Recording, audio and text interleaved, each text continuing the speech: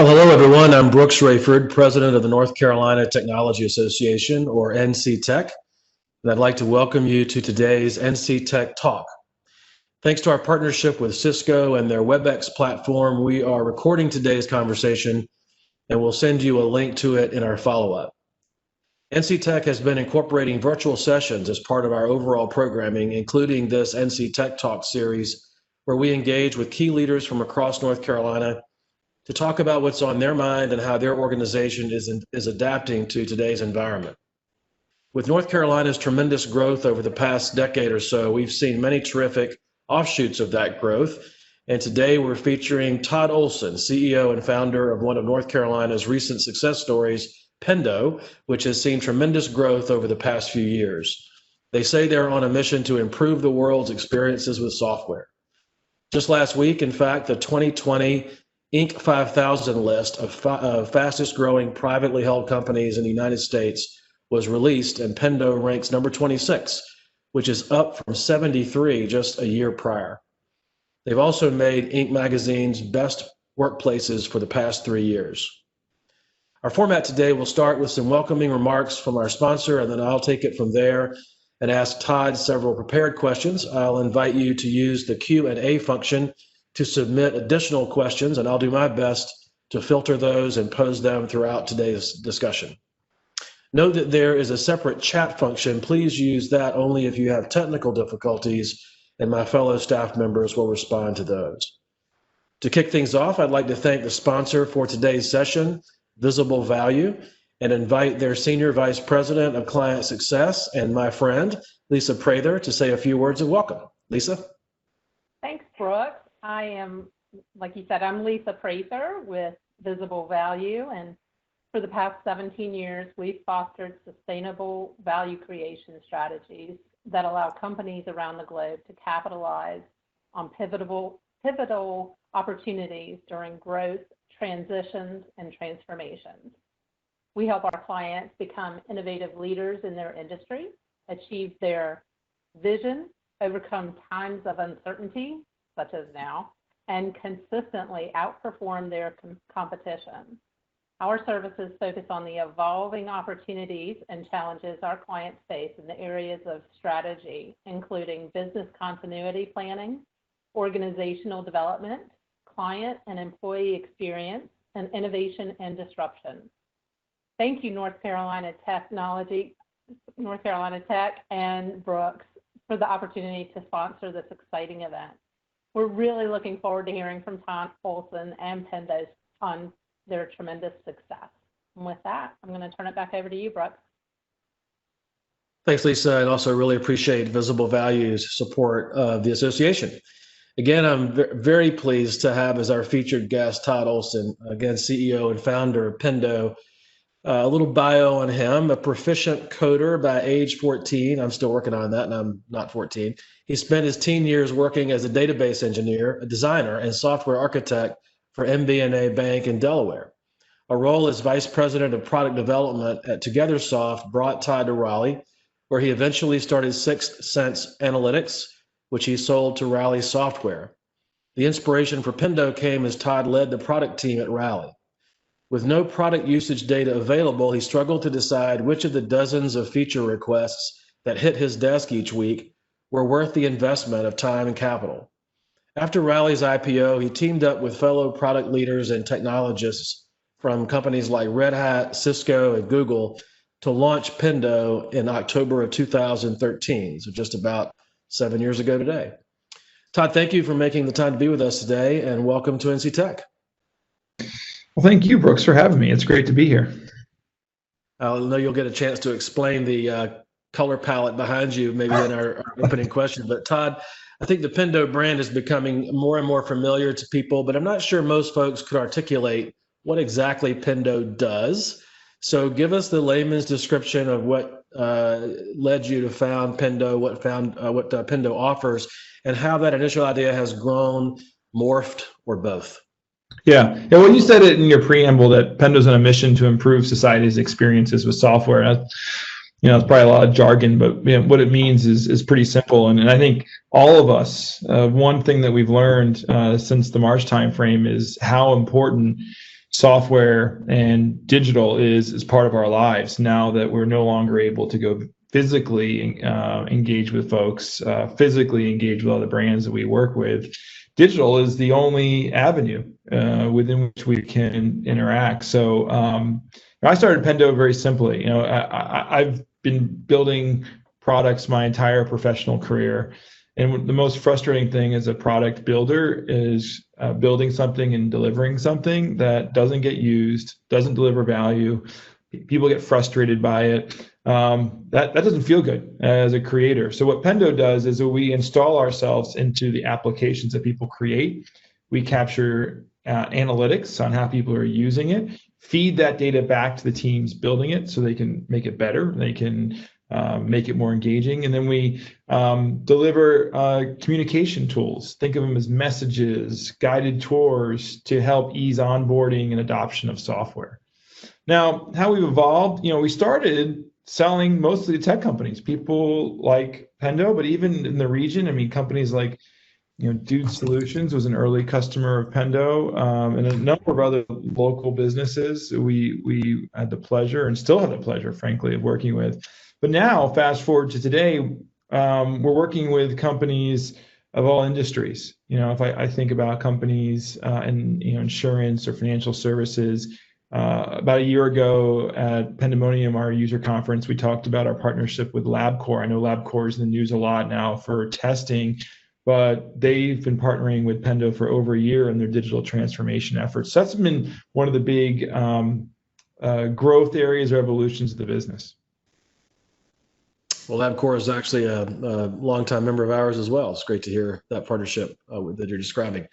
I should say that I mentioned earlier we're recording this session, so it'll be in our digital library for some time to come, and others may watch this later on. So I want to note that we're broadcasting live on August 19th.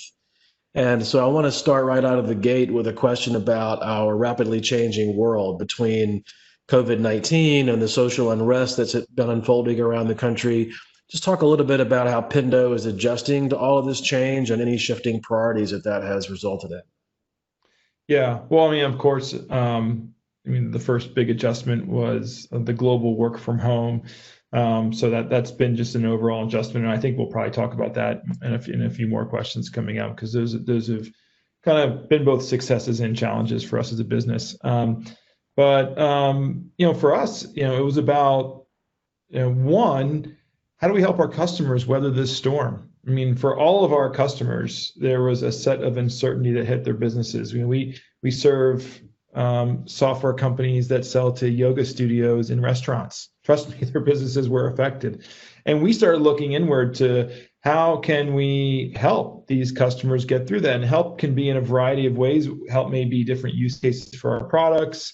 Help may be financial help in some instances. But the first order of business is how do we help our customers get through this very, very challenging and uncertain times? I think the other big adjustment to priorities, and you highlighted a lot of the social unrest, is while we have the right intent around diversity, equity, inclusion, I don't feel like our actions were as prioritized as they should in that area. So we've made a number of changes since the May timeframe. We're actively recruiting a full-time diversity, equity, and inclusion senior leader at our company. We've also changed and adjusted some of our recruiting practices. We recently published for the first time in a very transparent way all of our diversity statistics to keep ourselves more accountable publicly. So those are just some of the key areas, but this has definitely been an interesting time. Well, to pick up on that, maybe take it another step, as we've been discussing, organizations and companies have had to pivot fairly suddenly without a lot of planning time in various ways over the past few months because of the impact of COVID on the economy, on our ability to work in place together, et cetera. So what do you see as Pendo's greatest success or successes during these times? What's actually gone as well or better than you would have imagined, and then maybe a challenge or two that's really been hard to lick. Yeah, look, I think shifting to work from home globally was very likely one of our greatest successes. And look, we're a tech company, so maybe it's a little bit easier for us to do it than other companies. We've invested in technology very early on, but still, we had never onboarded an employee fully remotely, and now we've onboarded dozens, right? And we're largely operating at about the same level. I think it's really hard to measure, what that means, same level. I mean, but we're operating really, really well as a business, and I'm really proud of what our team has rallied around. A lot of adjustments to practices, whether it's things like virtual happy hours, but we've really invested in trying to make a virtual experience a great experience, and I think that's been really positive. And then, following on to that, I think our greatest success has been still executing a lot of the growth goals in our business. We as whether through the Inc. 5000 or other measures, I mean, we're growing really fast, and so we have very high expectations for our business. And I'm happy to say that we've largely doing pretty well. So we're fortunate. Where I consider myself very, very lucky, but I think that the team has been executing really, really well. I think as far as challenges go, the uncertainty is, certainly in April and May, we had no idea. No one had any idea. And I think that uncertainty caused a lot of pause, whether it's talking with prospective customers and, CFOs. We're very reluctant to sign any annual contracts in April. Now, I will say, more recently, we're seeing that lift. I feel like there's a lot more certainty in our markets, but that uncertainty was really, really, really challenging. And then I do think the other challenge is, while I've been proud of the way we've handled work from home, no one really has any clear idea on how it's going to have a long-term effect on culture. I think we all hope that it doesn't. I certainly do. But we don't know. We haven't gone for this period of time without it. This is uncharted territory for us, and we'll have to see. We'll have to do the best we can, and that's going to be kind of TBD for whenever things get to a point where we can reopen or return to some sort of normalcy. Well, let's talk about normalcy. Before this, let's go back to February. What would be your rough estimate on the ratio or the percentage of your employees who worked in some sort of remote fashion versus those that were in an office with other fellow employees? Were most of your people in an office and a few were remote, or? Yeah, absolutely. So, we had roughly 400-ish employees in February. I would say less than 10% worked remote. So I'd say well over 90% worked within an office. Now we have 6 offices worldwide, but absolutely, we're definitely an office culture. I have been doing some gatherings over the past few years of a group of leaders who have a very unique role, and that is they are the site leader or the senior state executive for a non-headquartered company that has a major tech presence in North Carolina. So, for example, IBM or Cisco, Citrix, LexisNexis, Microsoft, et cetera. And so these people are the top state exec in a site where the headquarters is not based. And one of the questions we discussed in one of our recent gatherings was, even if we get to a place where COVID has somehow been mastered or tamed through vaccine or therapeutics or a combination of the two, that it's too early to know whether these companies are going to need less office space than they currently have, because there probably will be a shift away from density long term. People will be spread out more in the same square footage. So maybe you have fewer people on a daily basis in your space through some formula, but you don't necessarily need less space. Do you have any ideas about that, or what are you all thinking? Yeah, no. These are the questions I think we're all considering. And we're reading the news constantly, and we're seeing other companies kind of declare various things for the future. I've actually kind of have the stated policy right now that I'm not going to make some major decision for us about the future of our business during the middle of a global crisis. I don't need to make that decision right now.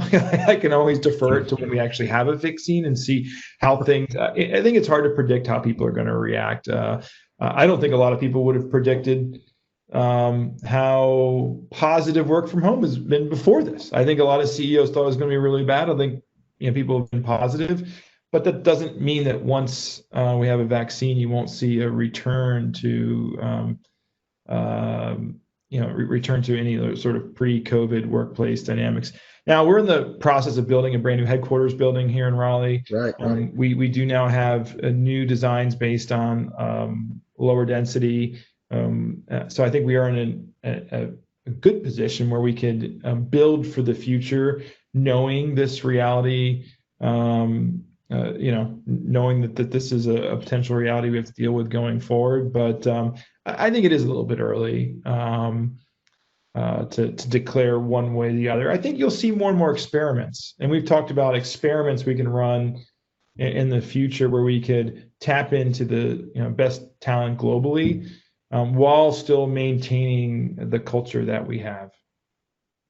I wonder if your attitude has changed any about if I would have asked you this question in January, February versus now about your openness to having large swaths or even entirely your workforce working remotely versus having the in-person experience. When we get to a place where you can choose that mix, do you think you'll have a different attitude than you would have had in January? Honestly, no. I mean, maybe I'm a stubborn entrepreneur. I think this is just could be a me thing, and maybe I'll be proven wrong. So I'm not going to sit here and say that I have all the answers. But honestly, I've been getting the question about remote work well before January, and we have had people leave the company because they want to move to a different state for some reason, and we've said, hey, I mean, we like you, but this is something that we haven't seen work. It is working now, so I guess but all we've proven now is that when we flip going from 10% working remote to 90% working remote, that things work. Once you start having this hybrid mode where it's 50 or 60%, it starts getting a lot more challenging. There's greater propensity for haves and have-nots in those sorts of scenarios. And look, you cite IBM early on. I mean, correct me if I'm wrong, but IBM had a large experiment around work from home and distributed workforce for a long period of time that they declared is not working, right? so like, this isn't something that someone just experimented with yesterday or since February. This is something we've talked about as industry for a while. And look, I guess I think of this way. I started a company with a certain culture I wanted to create, and it's an at-will workforce. If people don't like this culture, they don't have to come work here. Like we don't chain people to desks. So if they want to go work at a company that's fully remote, great. That's just not who we are, and I'm okay with that. Well, you've touched on culture a couple of times, and we've had you as a guest in various settings before, and that's always been one of the key things we talk about, and how important that is to you, and very deliberate it is for you and your team. So you mentioned happy hours, virtual happy hours, and some other things. What can you share a little more about how you are attempting to, first of all, keep the culture you had built among those who were with you already, and then how you incorporate new employees who've never experienced that particular environment into your overall culture such that they have buy-in? Yeah, this is a challenge. And I mean, if you ask me about culture, I have to say, well, I'd like to think our culture transcends, any sort of physical edifice or HQ or anything like that. But it is a big piece of the employee experience coming into an office, the celebrations. And yes, we've done a lot of virtual happy hours. I mean, they get old. I mean, I'm not going to lie. There's one week where I did like 6 virtual happy hours in a row. It's brutal. It's definitely more exhausting than it is fulfilling as far as some of those events. And I'm sure a lot of folks listening have experienced that as well in their own work life. But look, I think a large portion of culture is living values. So we've really focused on how we can over communicate. I never in the company history did a weekly email or video. Now I do. So like communicate. That's been our strategy through COVID, and just making sure people feel connected and heard. And I think the other big piece is that we talked about the social unrest. I think that was an opportunity to highlight, I think, the good in our culture. We had some just very honest conversations, did not shy away from anything difficult. And I think those are the moments that your culture comes through. And I think, we've done fairly well in trying to live it and maintain it through difficult times. Well, that's great. Before we move on from the culture discussions, I want you to tell us all about the color pink. Well, early on in the company's history, of course, we were selling enterprise software. So, traditional wisdom would say, big companies trust blue, or big blue. It's coming forth from IBM, but I didn't want it to have a blue logo because a lot of enterprise companies have that. That was boring. So we had a splash of pink as part of our logo, and we were designing our website one day, and we had some designs come through, and they were all pink, like solid pink. And we talked to our customers about what designs best reflected their experience with Pendo, and everyone picked the solid pink. Wow. So that kind of grew from there. I'll also do a shout out to the Windsor Circle teams, company and startup in Durham. They used to wear these green pants at all their conferences. Right. My team, as a joke, bought me pink pants for a conference. And you know what? You stand out at a conference when you're wearing pink pants. It's a very inexpensive marketing technique, and we've been wearing pink to conferences ever since. And so call it some ways to save money and get noticed, but that's been the early genesis of pink. That's great. We actually rebranded the association's color scheme, et cetera, back in 2018, and had some focus groups of our own members and so on. And although ours is not quite as bold as your color, our sort of purple primary color you see behind me was a big winner. So you see a lot of that with our materials. So I know what you mean about a standout color.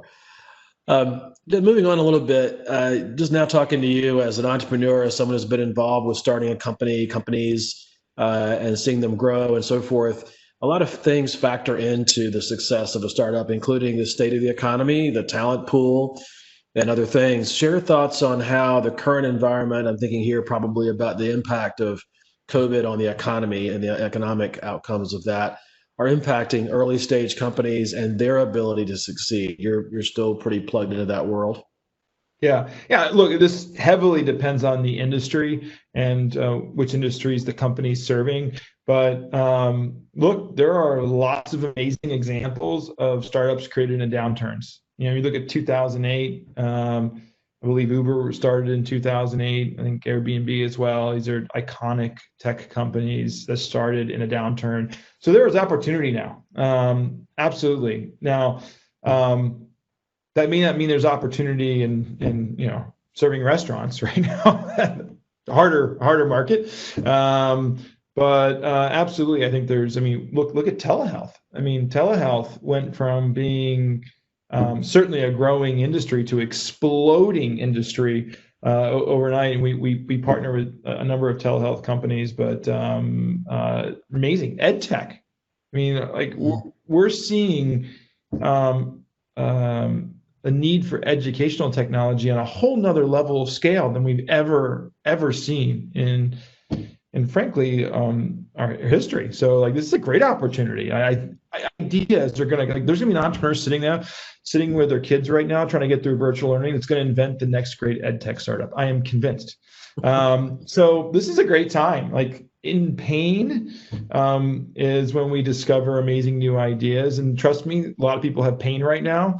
So I think this is a great time. So obviously, if I wasn't so consumed with Pendo, I'd probably be thinking about ideas myself. Well, innovation often comes when unexpected things happen, or there's a problem that needs to be solved, or an itch that needs to be scratched. And so, I think you're right. We will definitely see some of that. I'll just give you an example that I feel like there's a solution out there somewhere for. My son is in public schools in Wake County and is doing the virtual option anyway. They all are right now, but he had chosen that route. We had chosen that route for him. And one of the things I was excited about was it meant that he could, replay the recording of that session with that teacher or be sent a recording of it later. So if he missed something, needed to rewind and play it again, he could. But oh no, you can't do that because you have privacy issues of the other students who are visible on that screen and maybe what's in the background of their home that's in the view of that screen. So how are there ways where the teacher's content could still be preserved and available for students who didn't catch it the first time and could rewind later on and play that part again, et cetera, without violating the privacy of other students, but still have it be very open for all those students to ask questions live and be engaged with each other? That seems to me a challenge to solve right away, but I'm sure there are a lot of others. We'll have to see what comes out of it. Yeah, and just to add to just a brief, because I didn't touch on this as well. I mean, there's a lot of money out there in the investment community. It's not like anyone had slowed down and stopped raising capital before February. I mean, the investment community, the early stage investment community is flush with cash, more cash than we've ever had in the history of entrepreneurism. So there's money and there's problems. To me, it's a great recipe. Indeed, it is. I'm sure we'll see some of the outcomes of that over the near and middle term. We touched on this a little earlier. You're in a very unique position when it comes to the whole notion of return to office. And I've been really using that term purposefully because a lot of people say return to work. I can assure you everyone's working mighty hard. It's return to office that's really the question logistically. So with the governor having extended the second phase for at least until the early part of September, a lot of organizations are thinking through or implementing already their plans for that. You're going to be perhaps bringing people back to existing space while you're also planning and building out a new space. When will your new headquarters be ready, generally speaking? And how are you thinking through your logistics and sort of sequence of steps to bring people back to a physical workplace? Yeah. Well, we actually reopened a number of our offices about a month ago. So we have kind of devised our own phased approach. We call them pulses, not to be confused with the governor's phases. But we operate 6 offices around the world, and so of the 6, 4 are open.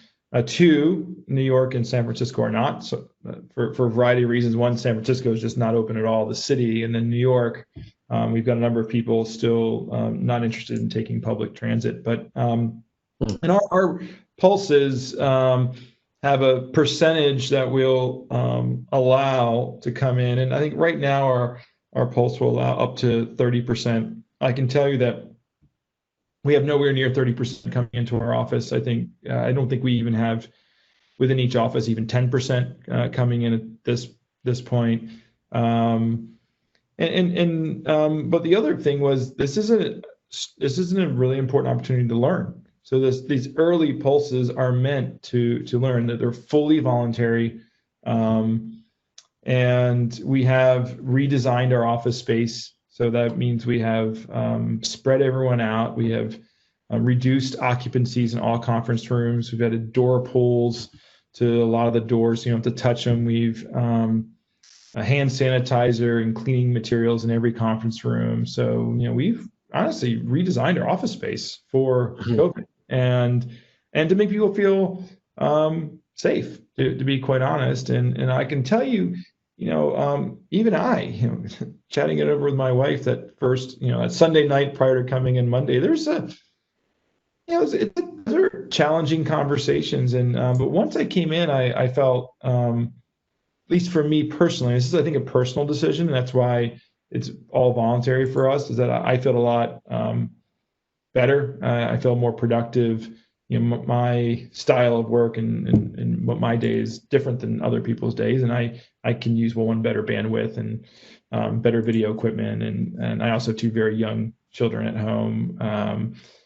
So I think that the combination of factors has led me to be a voluntary participant. But I can say that it's been fairly positive so far, but we'll see where it goes. I think the biggest issue isn't the governor's phases do impact us. School to me, I think, is the big factor.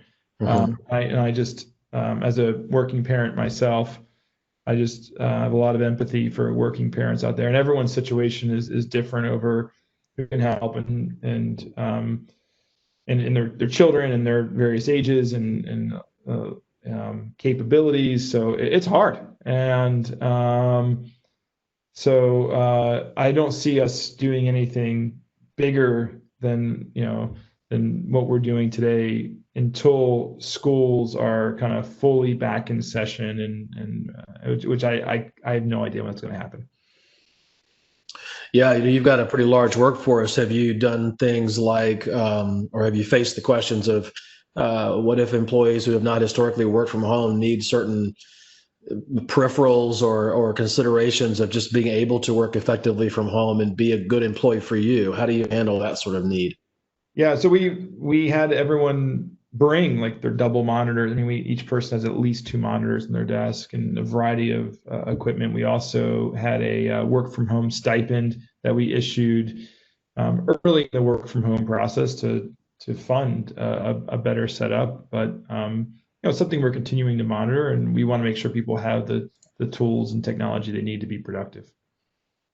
Great. Well, as we sort of wind down our time together, and thanks again for making the time to do this with us, I want to look ahead a little. I know you're going to say you don't know, but as a business owner, business leader, you have to make some decisions based on what your hunches are or what your survey of the landscape is on how the economy is going to play out, what's the likely timing of some of these developments that we've been discussing about return to office or ability to travel a little more freely, companies being to sign on to annual subscriptions and make purchases of a major nature, et cetera. So looking ahead with your crystal ball, how do you envision, at least in broad terms, broad strokes, the phases of the economy, balance of this year and into next? I'm feeling pretty good about the economy. Now that I don't know if I need a crystal ball for, but I think it was yesterday the S&P 500 hit an all-time high. So the stock market obviously feels good about the economy as well. And I can tell you from our engagement with customers, there's probably still a COVID after effect, but but we're still executing pretty well. I mean, I think we slightly adjusted our plan for COVID, but we're feeling very, very good about that plan now going forward. So I think we're forecasting a good year to end the year, and then next year we are forecasting to get back to kind of normal growth rates for our business. So we are expecting I'm expecting an economic recovery unless something unforeseen happens at this point. I think it's actually that question is probably divorced from when people return to the office. That I can't predict and don't know it actually matters that much. So I'll probably separate those two. I feel very bullish in the economy. Again, unless you're in a very specific affected issue, travel, hospitality, those areas, more challenging areas. And that I think hospitality will probably return once we get obviously some sort of vaccine or better countermeasures from a health perspective. Travel is a bigger question, and I mean, but I'm not sure it matters for the economy right now. So I think eventually it probably will, but I don't think it matters a ton right now. Well, we have about come to the end of our time. I want to thank you for being with us. You've been generous with us over time to have these conversations, not always in this unpredictable environment, but thank you for bringing your pink wall and yourself to our virtual audience. I know they will appreciate your insights today and some of your observations. I want to invite everybody who's listening in today to check our website for updated programming.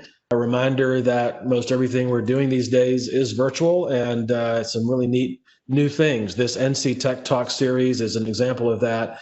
If you go to nctech.org/events, you'll be able to see upcoming activities of all sorts. And you'll also be able to see all of the previous NC Tech Talks that we've done with a wide variety of leaders, ranging from big city mayors to other entrepreneurs, to government officials and others. So take a look. They're all recorded there for you to view or to register for upcoming ones. Thanks again to Visible Value for sponsoring our session today. Again, to Todd for your time and insights, and to all of our viewers for joining us today. We'll see you next time.